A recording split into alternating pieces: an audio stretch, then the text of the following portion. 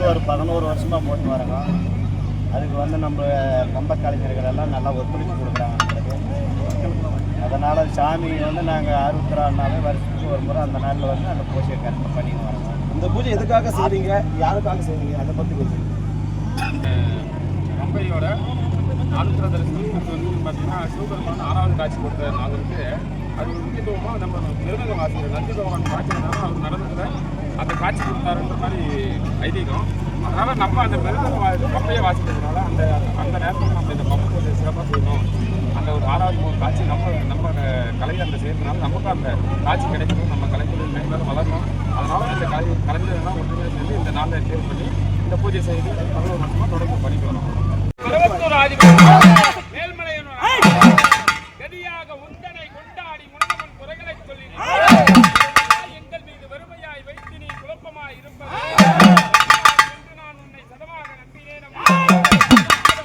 ஜாதகோணத்தில்லை ஒளியுற்ற பொருளை ஈன்ற தாய் தாயினோட தங்கையே பரமன தங்கையே மயானத்தில் அன்பு வச்சு என்னை ஆழ்வா காட்சியில்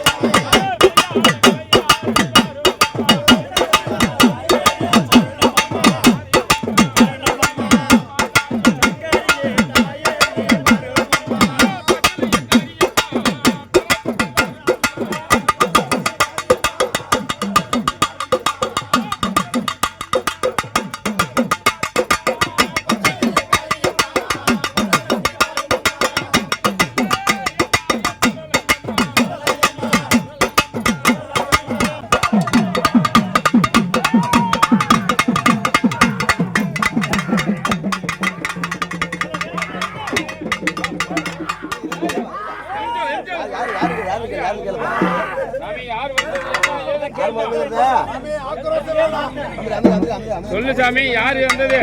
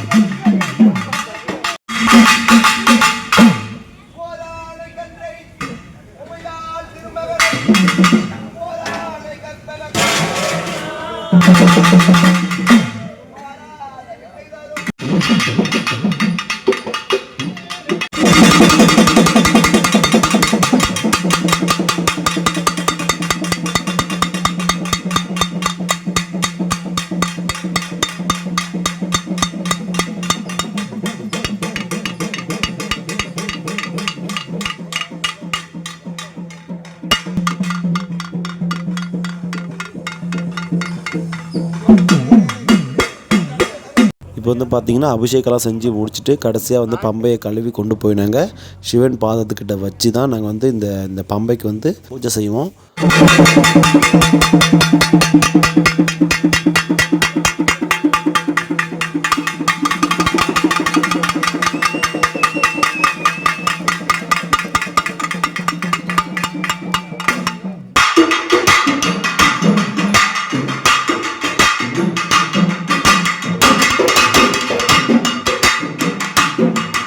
அப்படின்னா சிவனுடைய நட்சத்திரம். ஆருத்ராங்கிறது திருவாதிரை அப்படின்னு சொல்லிட்டு, திருவாதிரை களி விசேஷம் எல்லா சிவன் கோயிலையும் கிடைக்கும். நீங்கள் காலையில் வந்தால் இங்கே கூட கிடைச்சிடும். அதனால அந்த திருவாதிரையில் எதுக்காக இந்த பம்பைக்கு பூஜை பண்ணணும் அப்படின்னு சொல்லி கேட்டேன்னா, இந்த வாத்தியம் வாசிக்கிறது ஒரு பக்கம் சூரியன் ஒரு பக்கம் சந்திரன் இல்லையா? சின்னதாக இருக்கிறது சந்திரன், பெருசாக இருக்கிறது சூரியன்.